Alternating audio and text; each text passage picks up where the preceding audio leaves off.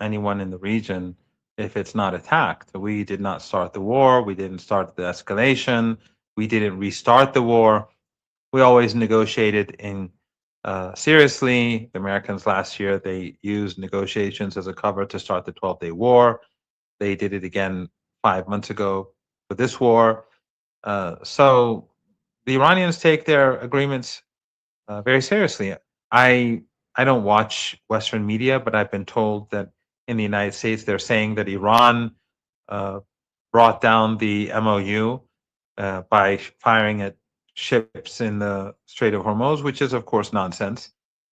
Those ships came after uh, almost 3 weeks of U.S. violations with regards to almost all aspects of the deal, and then ultimately they violated every single article of the deal. They refused to force the Israeli regime to leave Lebanon. They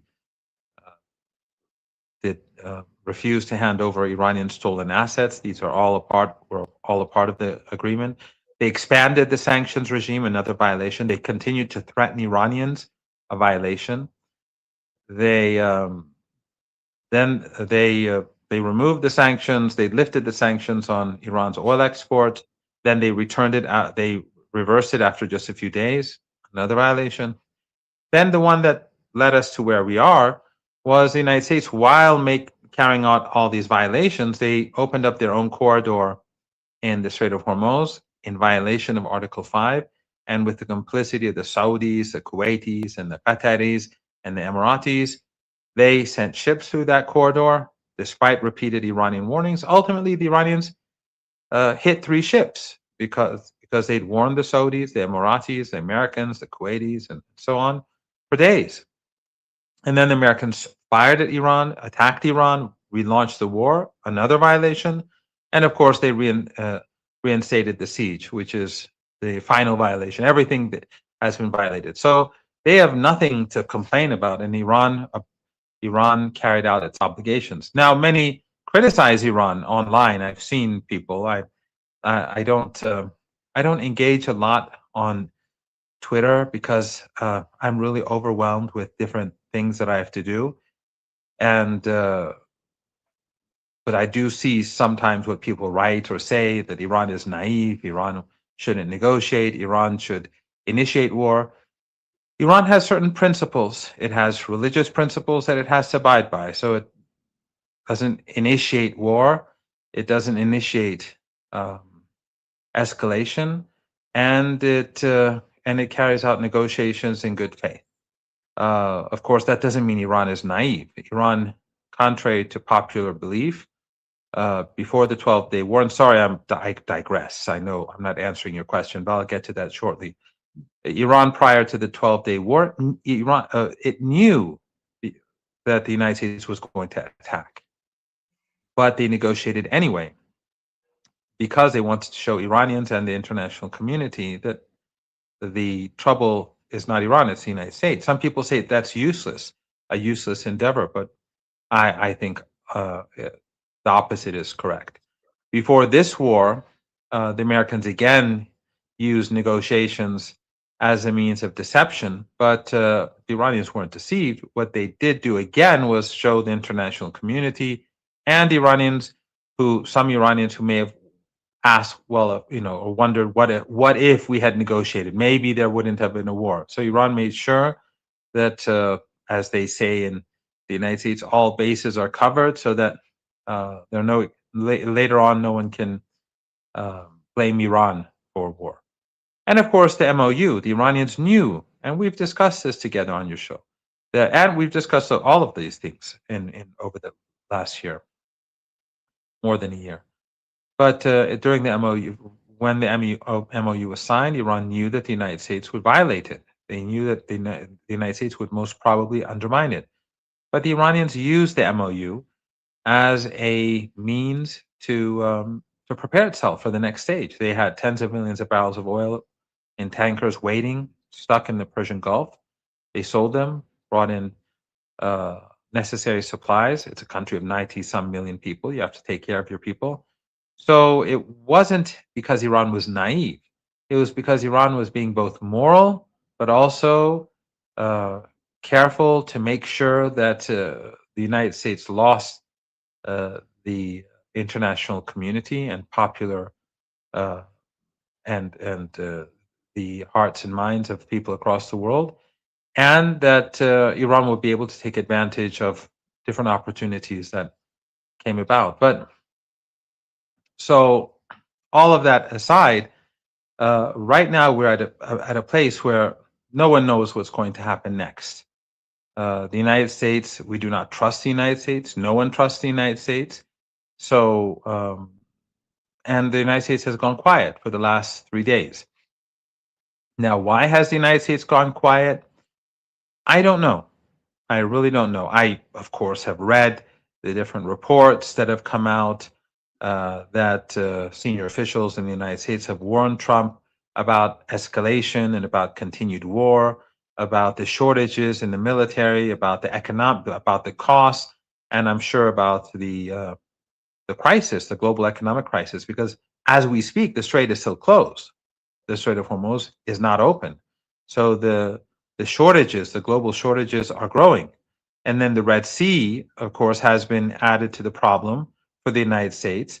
And we've seen Ansarullah in Yemen take out key Saudi installations. So the situation is much more, is growing more difficult literally by the minute for the US economy, for the Western economies, and of course for all of us, for the global economy. So while there's no shooting, but it's not as if things are back to normal. The strait is closed. Both straits are closed, at least in the Red Sea, in Bab al Mandab for the Saudis. So the question is, what are the Americans planning? Is it truly what these journalists are saying, or these reports are saying, that Trump is being told that this is it's not a good idea to continue, or is the United States preparing for an escalation? We don't know. The Iranians believe that it's quite possible that the United States may choose one of four, let's say, options. One is to end the war and to seek a solution. But if that we go down that route or any other route, ultimately, the Iranians will not accept the previous MOU. The Iranians will want certain things upfront, and the MOU or any agreement will have to include other things such as Yemen and Gaza more explicitly than before. So Iran will be more demanding. And as I said, Iran will demand some things before they even begin implementing anything, or otherwise the strait is going to remain as it is. And this is not a situation which Western economies can ignore. So one is to de-escalate. The second is to restart the bombing. If that happens, we're going to have the status quo continue. The global economy will continue to deteriorate, and there will be no achievement by the United States. The third option and the fourth option are sort of similar in that one would be carry out massive strikes across the country, and the other would be to carry out a land campaign in the Persian Gulf, or maybe some crazy adventure to take a mountain near Isfahan or near Qom, or a combination of both. And that would, of course, lead to massive responses by Iran and immediate responses. It would lead to the total destruction of the critical infrastructure of countries in the Persian Gulf that have assisted the United States in this war, meaning Kuwait, the Emirates, Saudi Arabia, Qatar, and Bahrain, and perhaps Oman now, after their involvement in bringing about this the second phase in this war by helping the Americans launch that corridor. And if Iran destroys these countries, that means they will collapse. These countries will fall apart within hours, maybe at most days. And that would cause panic across the global economy. Trump will no longer be able to talk and manipulate the markets. That will be over. The situation, the shortages are already there. And then when people see images of burning oil fields and oil and gas facilities across the region, they'll know that it's over. Then it's all over. So you'll see Western economies collapse. That's what would happen if the United States moved towards 3 or 4, meaning a major air campaign or some sort of invasion or a combination of the two. That the Iranians will not hold back at all. It'll be over. And we already see what Yemen can do to Saudi Arabia. And what Iran can do is far, far, far greater than what Yemen can do. And of course, there's Iraq and the resistance in Iraq. So we don't know, but Iran is prepared for the worst and waiting to see where Trump wants to take this. You've mentioned the case of Yemen and Saudi Arabia. After 48 hours, we're still seeing that the new images came out and showing that Aramco is still on fire and it's burning after 48 hours. And this is significant what's going on. I think the way that Yemen has entered the war is so much important, and the timing of their blockade is so important for the future of the country. And I is that going to be, let's assume the talks happening or the messages between the two sides back and forth, what would be the role of Yemen? Are they going to be part of negotiations, the talks between the United States and Iran? Oh, no doubt. No doubt. Yemen was very smart. It was a very smart move. They chose a time when the Strait of Hormuz was closed to say that an end must be brought about to the siege on the people of Yemen. These people have been besieged for well over a decade, with the help of literally all countries in our region, meaning the Saudis, the Emiratis, the Qataris, Turkey, Egypt. All of them from the very beginning were on the same page when it came to the genocidal attacks on Yemen. When the Saudis and the Emiratis launched the war against the people of Yemen, and Yemen persevered, and for years they fought back, and ultimately they created their own missile and drone capabilities, and they started striking Saudi oil infrastructure, and that led to the ceasefire. But the siege is still in place. This must come to an end now. You can no longer strangle our people.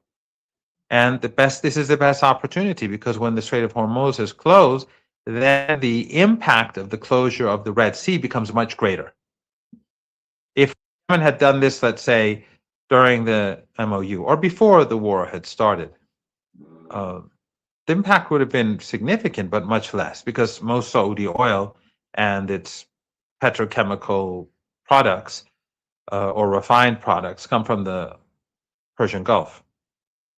But now that it's shut, and now that the global markets are near crisis because of 5 months of accumulative shortages, this is the best moment to grab the Saudi regime by the neck and say, you must give us our rights. And the Saudis gave them the perfect the perfect excuse. When the Iranians sent a plane to return the Yemeni delegation, they sent a plane to pick up the Yemeni delegation, breaking this immoral and illegal siege. The Saudis, their jets moved towards the airport. Air defenses, from what I read, forced them back. Then, when the delegation was returning to Sana'a, the capital, the Saudis bombed the airport, outraging Iran, but carrying out an act of war against the people of Yemen. So that allowed Yemen to retaliate. And then, of course, it led to the massive strike on Saudi oil installations. So, and of course, the shutting of the Strait of Hormuz, the Strait of the Bab el-Mandeb Strait. So this is an ideal moment for Yemen. Their act carries far greater weight today than it would have at any other time. And of course, it has huge benefits for Iran too, because it increases the impact that Iran is creating against the Americans through controlling the Strait of Hormuz. So it just shows that the axis of resistance, it is a very effective and powerful alliance. And Ayatollah Khamenei, the martyr who created this, and General Soleimani, the martyr who uh, created this alongside him, we now see how important it is, just as important as the missiles and drones themselves, and the underground missile and drone cities that have been created in Iran and Yemen. And of course, the resistance in Iraq is still not. Uh, they're still waiting for the right moment, for escalation. They are a force far greater than even Hezbollah in number, and they have access to sophisticated weapons. So this is not a war that the United States can win. Although you're not going to hear much about this in the Western media, just as we didn't hear much about it in the Yemeni attacks on Saudi oil installations. It seems as if Western media, even those that oppose Trump, they want to downplay the situation. But the situation is uh, very critical for Trump and the United States and the West. Looking at the way that the axis of resistance is reacting, in my opinion, not acting, because it was all about Yemen. With the case of Yemen, it was a siege on Yemen. Yemen is reacting to what is happening against them. Iran is reacting to the attacks of the United States. But do you see the moment that even within this sort of reactionary attitude, they're going to go preemptive as Yemen did? As how about the situation, about the when it comes to the Strait of Hormuz? We've seen in the last 24 hours, nothing, as you've mentioned, is happening. There were some reports of some attacks or some vessels or ships trying to pass through the Strait of Hormuz, which were somehow hit by mines in that area. Are they going to learn, or are we going to see the same thing happening? Iranian attacking in the Strait of Hormuz, the United States continuing with the same attitude, or we're gonna how do you see them? It's somehow chaotic looking at the situation in the Bab el Mandab and in the Strait of Hormuz. Well, I don't know Yemen if, didn't care. Yeah, go ahead, you were go saying. ahead. Well, Yemen didn't preempt the Saudis, as I pointed out. They carried out an airstrike on Sana'a International Airport to prevent the Iranian passenger plane from landing. And therefore, that gave Yemen the opportunity to strike. Although, even if Yemen had just attacked without the Saudis carrying out this strike, it would still have been legitimate and not preemptive, because uh, they've imposed a siege on a big country of Yemen, a siege on women and children, and it's been going on for years. This is war, and it's illegal, and the West supports it, and so do these regional regimes. We see how, for example, uh, countries are supporting Saudi Arabia right now. I mean, just I don't want to name all of them, but some of them, suddenly they're supporting the same side as the Americans. The side of the Saudis who are on the side of the Americans, who are on the side of the Israelis. So when you look at Erdogan, when you look at, unfortunately, Pakistan, some of the things that are being said in the media, it's quite surprising from some of the media in Pakistan, the sort of language that's being used now. But Yemen had every right to carry out this attack, and but Yemen, I don't. This is not a preemptive attack, and I don't see Iran as carrying out a preemptive attack, even though Iran could attack, because the Americans have created and imposed a siege uh, on Iran, and so that is an act of war. But again, I don't think Iran is going to do that. I think that Iran will wait to see if the United States wants to de-escalate. If it does, Iran will move in that direction. But of course, an agreement will not look like the MOU. It'll be the Iranians will make more demands, and as I said earlier, they'll make certain demands up front. I don't see the United States or Trump in particular accepting that. Uh, and if the United States wishes to renew the war, Iran will renew striking back, and of course, Iran will hit the United States harder. And so far, during the last 2 weeks of fighting that we saw until this pause, the Iranians have hit the Americans harder than the Americans have hit Iran. I think it's clear by now to everyone. And then if the United States wants to escalate, then it's all-out war, and that will be the end. The map will change on the Arabian Peninsula, and it will change elsewhere because when things collapse, other countries will collapse with it. Jordan will collapse. Across the world, there will be chaos because there will be global economic depression. It's not just in our region from, Turkey to, I don't know, to Sudan, or from Egypt to India and Pakistan. This will affect Latin America. It'll affect Africa. It'll affect uh, Europe. It will be devastating North America. It will devastate the world. So hopefully the world won't go there, but it really all depends on Trump and Netanyahu and the Zionists. And of course, Netanyahu is on his way to the United States to see if he can bring the global economy to collapse. I think for the United States, there are two important factors. One of them is their stockpile when it comes to the missiles and interceptors. And the other part, the other point is the global market, oil market. On the part of Iran, I don't know how do they feel about the targets in the GCC countries. It seems to me that they have somehow hit most of the targets in these countries, and they're somehow running short of the targets, strategic targets in these countries when it comes to the HIMARS, I don't know, radar systems and air defense systems. Because in the recent attacks, even by the attack, Yemeni attack or Iranian attack, you don't see air defense system working. Maybe the United States is rationing the interceptors. I don't, I don't see that. But the other point would be that they're running short of interceptors. They don't have the intercept. We had multiple reports, by the way, on Iranian media.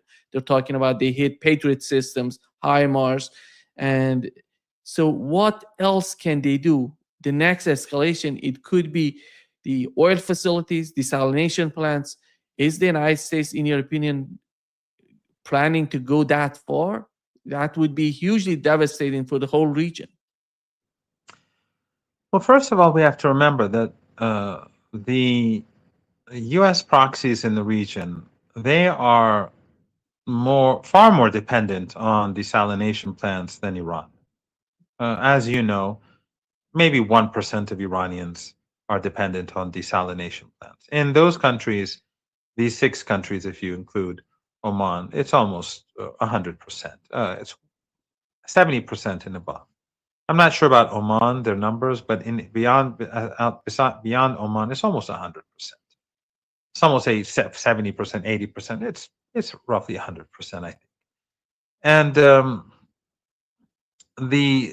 and also another thing is that Iran has electrical power plants across the country, and those who maintain Iranian power plants are all Iranian. And most of the material that power plants need are produced in Iran. So, and those but in the Persian Gulf region, they have massive power plants. But and there are they're much larger and fewer in number. And so it's much easier for Iran to take out their power plants than it is for the United States to do this to Iran. And if they take them out, then the supplies come from abroad. The workers, I'm sure many of them won't stay, are no longer there, won't stay. I mean, such a battle, such a war, if the United States escalates, will be very painful for Iran. But Iran is going to remain steadfast, and it will bring an end to the regimes in the Persian Gulf, and that will bring an end to the U.S. presence in the Arabian Peninsula. because they can't stay if there's nothing left. It'll be catastrophic for the Americans. But so that aside, all that aside, what we're seeing right now is the Iranians, until the pause, they were striking U.S. assets across the Persian Gulf region. They still don't have a shortage of targets. And most of Iran's strikes have been carried out by drones, which are very inexpensive. So, but what the Americans have done is that they've gradually retreated from the Persian Gulf region to Jordan and the west of Saudi Arabia. And the Iranians have begun striking them with precision as well. And so the Americans have to move further to the west, and probably there's going to be a larger presence in the Israeli regime, which will make it very difficult for the Americans if war between Iran and the Israeli regime breaks out, because there'll be targets everywhere, and the Iranians will have a great opportunity in taking out lots of American equipment and destroying American assets alongside with Israeli regime assets. Remember, American bases, first of all, in this region were not designed for missile and drone warfare, unlike Iran. And even the geography is not suitable for this sort of thing. In mountainous land, building these underground bases is different from deserts or flat land. The mountains themselves are protective of these underground bases, and Iran, of course, is full of mountains. So all these missile bases and drone bases, they're under mountains, and so they're very well protected. But in any case, the United States doesn't have those sort of bases. And then when they retreat to Jordan or retreat to the Israeli regime, they're taking all sorts of assets to places which were not prepared for this huge amount of equipment and these huge numbers of soldiers. They're not prepared. And so they're not going to be in an ideal environment to protect them, whether it's from Iranian missiles and drones, or whether it's from the heat and the humidity and sandstorms or whatever. So the Americans are increasingly in a more difficult position. They're by moving further away from Iran, when they want to carry out airstrikes, it's going to be much more expensive. The strikes will be less heavy.